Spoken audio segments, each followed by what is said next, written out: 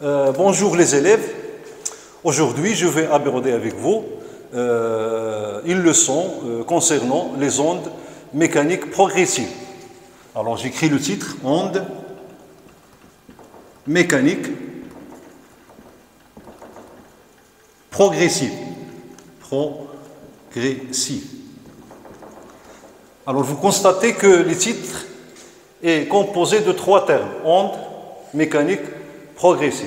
Donc, je vais vous simplifier cette leçon et vous allez bien comprendre ce que ça veut dire onde mécanique et progressive. Donc, commençons par le premier terme, onde. Alors, donc, dans un premier paragraphe, alors le plan de la leçon est le suivant. Je vais commencer par définir ce que ça veut dire onde mécanique progressive, en donnant bien sûr des exemples. Dans le deuxième paragraphe, je vais vous parler des propriétés générales des ondes. Puis, troisième paragraphe sera consacré à la célérité des ondes. Donc, célérité, ça veut dire vitesse. Et on va terminer notre leçon par la notion de retard temporaire. Bon, premièrement, onde mécanique progressive. Donc, je vais expliquer les trois termes. Commençons par onde. Alors, pour expliquer l'onde, donc on doit partir d'un exemple. Supposons qu'on a une corde tendue, ça veut dire cette extrémité est fixe, ok, et cette extrémité-là, je vais la tenir avec ma main. À un instant donné, donc je vais effectuer un mouvement avec mes doigts, un mouvement de va-et-vient vertical. Ça veut dire que je vais descendre mes doigts vers le bas, puis je vais les remonter vers le haut d'une façon rapide. Alors, ce qu'on constate, que ce mouvement, ok, sera répété par tous les points de la corde. Alors ici, qu'est-ce que j'ai créé en faisant ce mouvement-là? J'ai créé une perturbation. Donc, cette perturbation a causé quoi? A causé la modification des propriétés physiques de la corde. Alors, ces propriétés physiques pour cet exemple, c'est quoi? C'est que tous les points de la corde, lorsqu'on seront affectés par cette perturbation, ils vont acquérir une certaine énergie cinétique qui leur permet de faire un mouvement de va-et-vient identique à celui que j'ai fait avec ma main. Okay? Donc, on parle là d'une perturbation. Ok? Alors, si on prend, si je représente l'allure de la courbe après que j'ai fait ce mouvement, alors la courbe aura cette allure. Donc, cette perturbation, ok, a atteint cette portion de la corde et on voit bien que tous les points qui se trouvent ici sont affectés de cette perturbation. Ça veut dire font un mouvement de va-et-vient identique au mouvement de mes doigts, ça veut dire identique au mouvement de la source. Donc, on parle d'une perturbation. Donc, premièrement, perturbation. Donc, on peut traduire perturbation en arabe, soit un ittirab ou bien on peut dire une tashawwul. Alors, qu'est-ce que c'est qu'une perturbation? Une perturbation, tout simplement, c'est la modification de quelques propriétés physiques d'un milieu. Alors, ces propriétés physiques donc, peuvent être vitesse, position, pression et aussi champ électrique ou champ magnétique. Donc, c'est la définition de la perturbation. Donc, perturbation, c'est modification. Et cette modification, elle est locale. Ça veut dire modification locale. Ça veut dire qu'il affecte une portion du milieu. Ce n'est pas tout le milieu. Donc, modification locale des propriétés physiques d'un milieu. Donc, soit la vitesse, la position, la pression et le champ électrique et le champ magnétique. Alors, qu'est-ce qu'on entend par perturbation mécanique? Alors, la perturbation que j'ai créée ici, c'est une perturbation mécanique parce qu'il a modifié la vitesse et localement la vitesse et la position des points du milieu. Ok? Donc, deuxièmement, alors la perturbation me permet de vous définir ce que ça veut dire l'onde. Alors, qu'est-ce que c'est qu'une onde? C'est tout simplement la propagation, ça veut dire le déplacement, la propagation d'une perturbation dans un milieu matériel.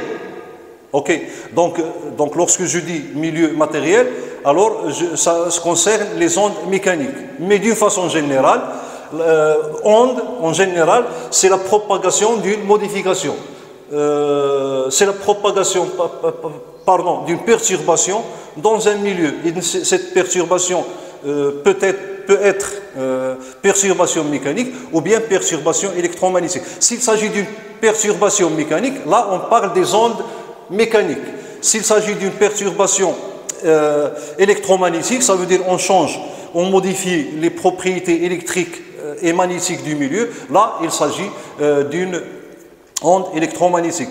Et je dois insister sur le fait que cette propagation de la perturbation ne s'accompagne jamais de déplacement ou bien de transport de la matière. Ça veut dire tous les points qui appartiennent par exemple à la corde gardent leur abscisse fixe. Ce qu'ils changent, c'est uniquement leur hauteur. Ok? Ça veut dire si je prends un axe des X, ok, ici j'ai OI, ok. Alors par exemple, supposons que ce point-là qui se trouve ici, ok, garde son abscisse fixe. Tout simplement, il se déplace un mouvement de va-et-vient. Ça veut dire il ne se déplace pas horizontalement. C'est pour cela qu'on n'a pas un transport de la matière. Je peux donner un autre exemple. Par exemple, supposons qu'on a une cuve remplie d'eau. Alors, et on jette un caillou ou bien une petite pierre à la surface de l'eau. Dès que la pierre entre en contact avec la surface de l'eau, on voit qu'il y a création des rides circulaires, donc qui se déplacent le long de ou bien qui se déplacent dans toute la surface de l'eau. Okay. Alors ces rides qui se déplacent représentent une perturbation. Okay. Donc ils représentent une onde mécanique. Ça veut dire chaque point de l'eau, lorsqu'il est affecté par la perturbation, il effectue un mouvement de va-et-vient. Okay. Donc onde mécanique. Alors nous, on va étudier uniquement les ondes mécaniques. Les ondes électromagnétiques, on va les voir lorsqu'on étudie la lumière ou bien lorsqu'on étudie les ondes électromagnétiques pour les options physiques ou bien mathématiques. Donc, onde mécanique, c'est tout simplement propagation d'une perturbation mécanique dans un milieu matériel. Dans un milieu matériel. Ok. Alors, vous devez savoir que l'onde mécanique nécessite toujours un milieu matériel pour qu'elle se propage. Ce n'est pas comme les ondes électromagnétiques, par exemple la lumière, elle peut se propager dans le vide. Mais les ondes mécaniques ne peuvent jamais se propager dans le vide. Donc, propagation d'une perturbation mécanique dans un milieu matériel sans transport de la matière. Transport de la matière. Par exemple, si on met un bout de bois à la surface de l'eau, donc on voit que ce bout de bois ne se déplace pas, uniquement lorsqu'il est affecté par la perturbation, il effectue un mouvement de va-et-vient. Bon, maintenant je vais définir ce qu'on entend par onde mécanique progressive. Donc, troisièmement,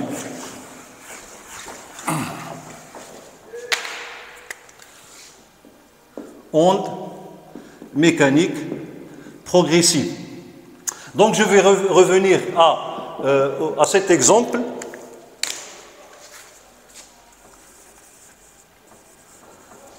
Donc on a la courbe, il est immobile et horizontale. Alors donc on va supposer que je vais maintenir ou bien entretenir le mouvement de ma main. Ok, c'est un mouvement descendant-ascendant. Ok, donc lorsque j'entretiens ce mouvement, je vois qu'il y a une série de perturbations qui se déplacent le long de la courbe d'une façon successive et continue. Ok, donc là, on dit que j'ai créé une onde magnétique, une onde mécanique progressive. Donc l'onde mécanique progressive, c'est quoi? C'est la propagation d'une série de perturbations successives entretenues dans un milieu matériel. Si à un instant T, je représente l'allure de la corde, alors je vais obtenir cette allure. Ça veut dire que j'aurai toute la courbe est déformée. Ce n'est pas comme la propagation d'une onde, ça veut dire d'une perturbation. Il y a uniquement une portion de la corde qui se déforme, mais lorsqu'il y a une onde mécanique progressive, et que toute la corde est déformée. Et voilà l'allure de la corde. Ok? Donc, onde mécanique progressive, c'est quoi? C'est propagation. Une propagation, ça veut dire intishar, propagation d'une série de perturbations entretenues. Ça veut dire qu'elle ne s'arrête pas dans le temps. Entretenue et successive. Dans un milieu matériel. Ok? Bon, nota bene, et que l'onde, c'est tout simplement un transport d'énergie. L'onde est un transport d'énergie. Alors, c'est cette énergie qui rend les points du milieu matériel en mouvement. Ça veut dire que lorsque l'onde arrive à une portion du milieu, tous les points de ce milieu acquièrent une énergie cinétique qui leur permet d'effectuer le mouvement. Bon, maintenant, je vais parler de deux ondes. Il y a deux types d'ondes. Il y a les ondes progressives. Il y a les ondes transversales et les ondes longitudinales.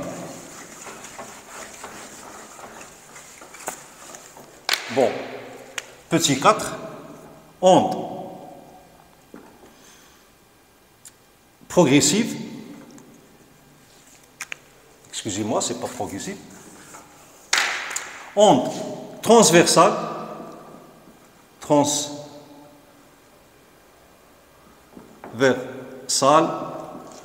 que je vais noter par onde transversale, et onde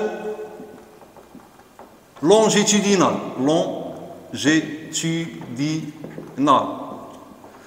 que je vais noter par onde OL, onde longitudinale. Donc commençons par onde transversale.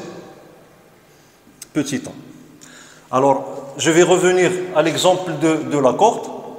Okay? Donc, lorsque une onde se propage le long de la corde, alors tous les points sont en mouvement. Okay?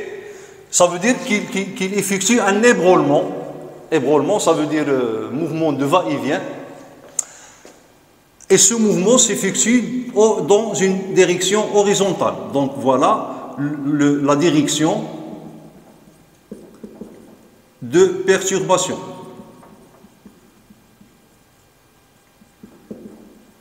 tandis que l'onde se propage dans cette direction, ok, qui est parallèle à la direction de la corde, qui est horizontale. Alors voilà la direction de propagation. Direction de propagation. Ok? Donc, il s'agit là d'une onde transversale. Donc, pourquoi transversale? Parce que la direction de perturbation, ça veut dire la direction de l'ébranlement ou bien du mouvement des points du milieu, est perpendiculaire à la direction de propagation. Donc, onde transversale, ça veut dire que direction de propagation perpendiculaire à la direction de perturbation. Voilà pour l'onde transversale. B, onde longitudinale. Alors, je vais donner un exemple pour assimiler ce que ça veut dire une onde longitudinale. Dans ce cas, je vais prendre un milieu qui est un ressort à grand spire. Okay? Un ressort à grand spire. Voilà le ressort. Je vais le représenter schématiquement. Voilà. Ressort à grand spire. On peut trouver au commerce ces ressorts en plastique que les enfants jouent avec. Donc je vais créer une perturbation à l'extrémité de ce ressort en comprimant les spires qui sont à l'extrémité, puis en les lâchant. Alors, donc en comprimant certains spires, puis on les lâche, alors on voit que cette perturbation se propage le long du ressort. Et si on prend l'allure de ce ressort à un instant donné, donc on voit que la perturbation est représentée par ces spires qui sont comprimés.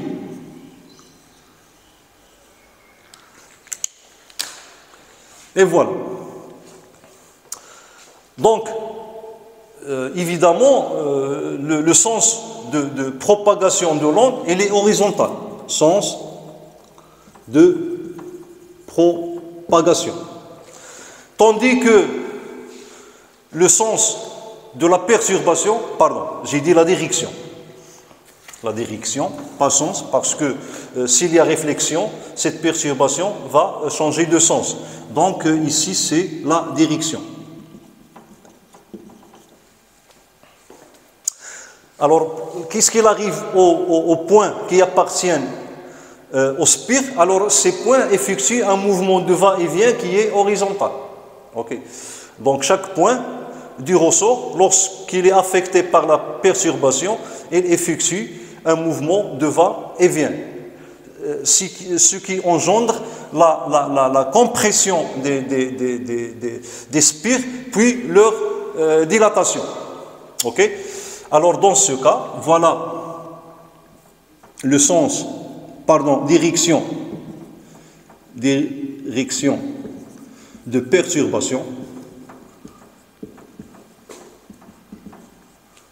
Alors, on voit bien que la direction de perturbation est parallèle à la direction de propagation. Dans ce cas, il s'agit d'une onde longitudinale. Donc, onde longitudinale, direction de propagation est parallèle à la direction de perturbation.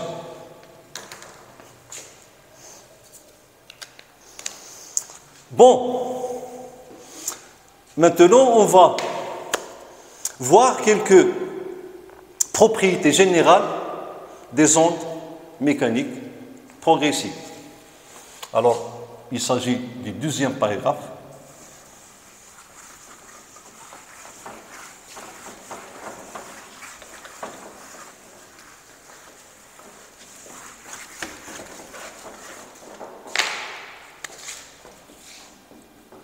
Propriétés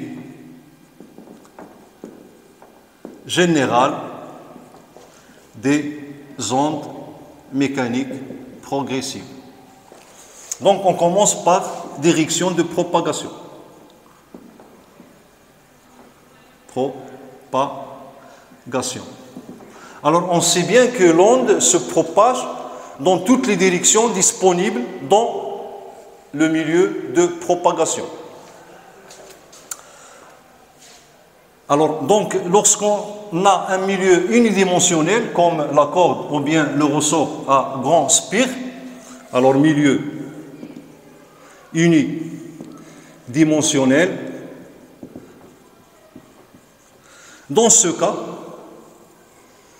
l'onde se propage dans une seule direction. Ok. Alors, propagation dans une seule direction. Donc, comme exemple, la corde comme milieu de propagation. Alors ici, donc, si je prends l'allure de la corde, lorsqu'il est le siège de la propagation d'une onde mécanique progressive, donc on obtient cette allure-là.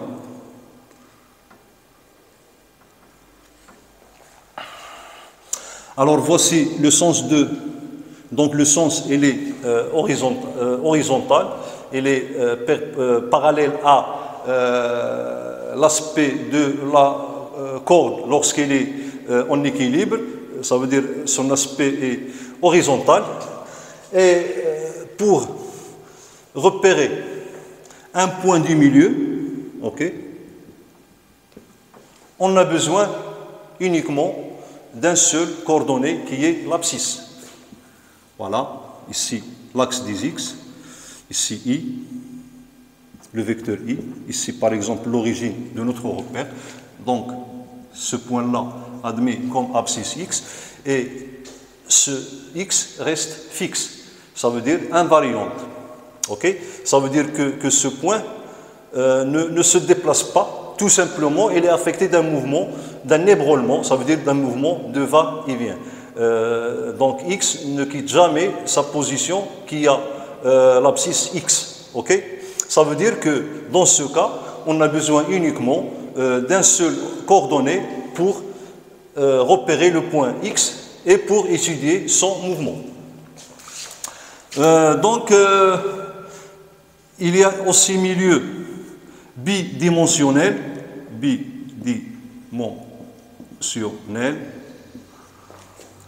Alors, dans ce cas, la propagation de l'onde s'effectue dans deux directions. Donc, propagation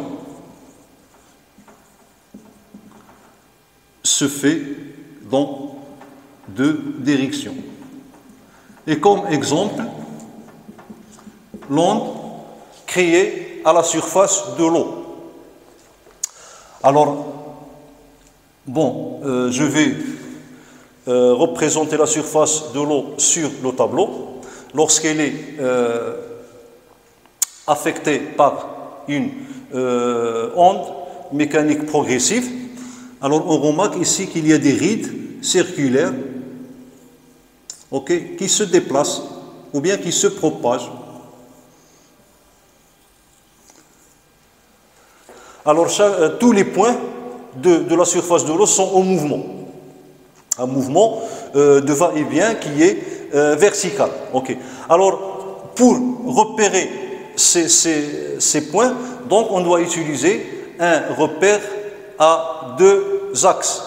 Okay? Et on a besoin de deux coordonnées, l'ordonnée Y et l'abscisse X, pour représenter ou bien pour repérer un point du milieu de propagation. Alors ici X, Y, ici on a l'origine O, le vecteur unitaire I, J. Okay? Si je prends un point ici, alors il est admis comme abscisse X et comme ordonnée Y.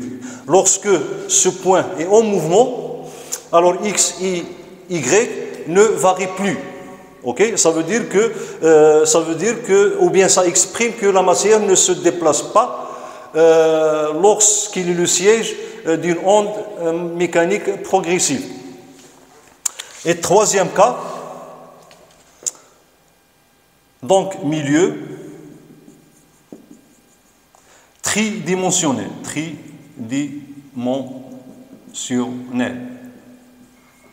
Alors, pour le milieu tridimensionnel, le bon exemple, c'est le son, ok, et l'air. Alors ici, je vais parler de l'onde sonore.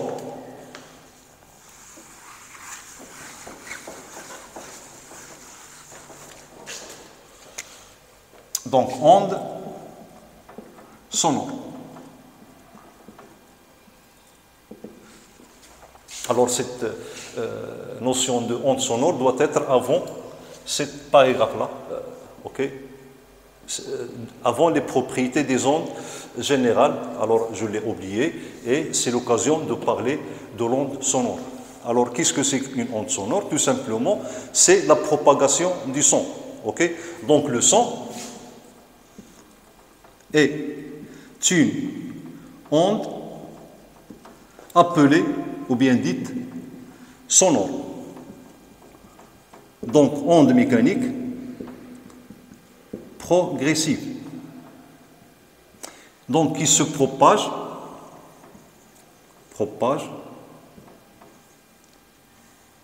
dans tous les milieux de différents états physiques. Donc, dans les solides, liquides et gaz. Alors, comment on crée une onde sonore et comment cette onde sonore se propage? Ok? Donc, pour créer une onde sonore, on doit avoir un corps qui effectue des vibrations dans une gamme de fréquences. On va voir que l'onde sonore, donc la fréquence de l'onde sonore, donc on va parler de la fréquence et de la période de l'onde mécanique lorsqu'on parle des ondes mécaniques progressives périodiques. Okay. Donc, la gamme de fréquences du son est comprise entre 20 Hz et 20 kHz. Ça veut dire que si un corps vibre à une fréquence qui est comprise entre 20 Hz et 20 kHz, dans ce cas, ce corps peut créer une onde sonore. Okay. L'exemple des cordes vocales, okay. Donc nous, comment on produit le son lorsqu'on parle? Alors, lorsqu'on parle, en fait, on fait vibrer les cordes vocales. Et ces cordes vocales, lorsqu'ils vibrent, ils produisent le son. Alors, comment ce son se propage? Donc, le son, c'est une onde mécanique. Alors, il nécessite un milieu de propagation. Alors, pour nous, lorsqu'on communique entre nous, c'est l'air qui joue le rôle du milieu de propagation. Alors, comment l'onde se propage dans l'air? Okay. Donc, ici, supposons qu'on a une source sonore, ça veut dire une source vibrante, okay, parce que pour le son musical, on le produit par vibration, soit des cordes d'une guitare, ou bien d'une lame d'un piano, ainsi de suite. Donc, lorsque cette source vibre, okay, l'air qui est en contact avec cette source, ou bien les couches, ou bien la couche d'air qui est en contact avec cette source, se comprime puis se dilate, ou bien l'inverse, se dilate puis se comprime. Ok? Et cette modification de la couche, de la couche qui est en contact avec S, se transmet de couche en couche. Donc, si je vais représenter les couches d'air par des courbes obliques, alors supposons que la couche qui est en contact avec la source, okay, se comprime. Voilà, pardon. Donc, il se comprime, puis il se dilate. Avant de se dilater, okay, la couche suivante sera affectée de la perturbation. Okay? Donc, cette première couche se comprime, l'autre couche se dilate. Voilà. Et la couche suivante se comprime. Alors, on a une alternance de compression et de dilatation des couches de l'air. Et ces perturbations-là, donc, il transmet le son de la source à l'auditeur. Donc, ici, on a une couche dilatée, donc dilatation des couches, bien sûr de l'air, ici on a l'air, et ici on a compression des couches de l'air.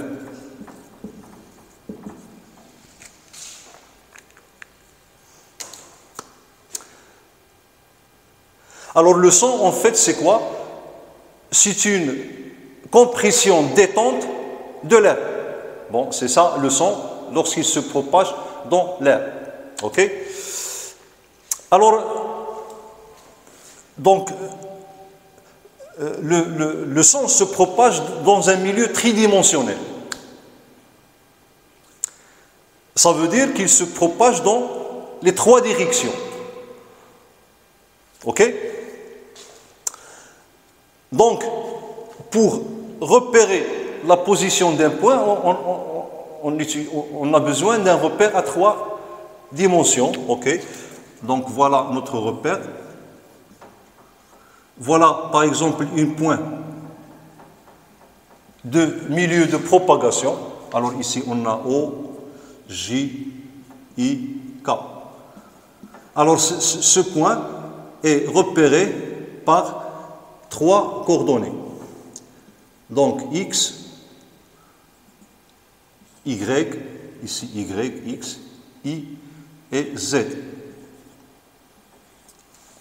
Alors, puisque l'onde ne correspond pas au transport de la matière, alors ce point, il vibre.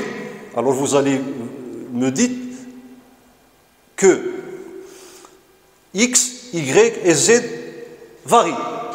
Mais ce point-là, il vibre autour d'une position moyenne. Alors cette position moyenne ne change pas de coordonnées. Ok.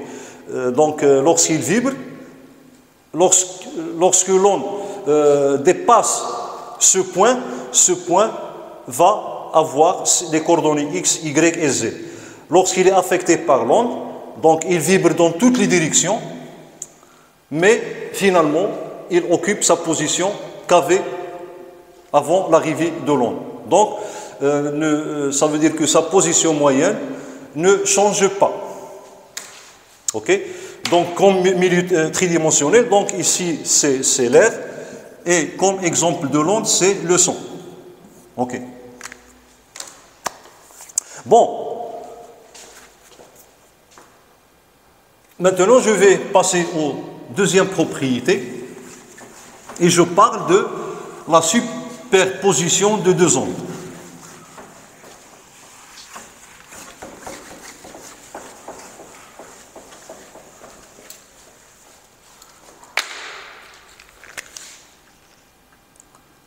Donc, petit 1, on a vu la direction de propagation, petit 2, superposition.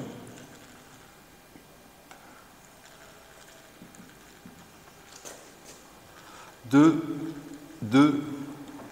ondes. Ok, donc je vais faire un petit repos, puis continuer après.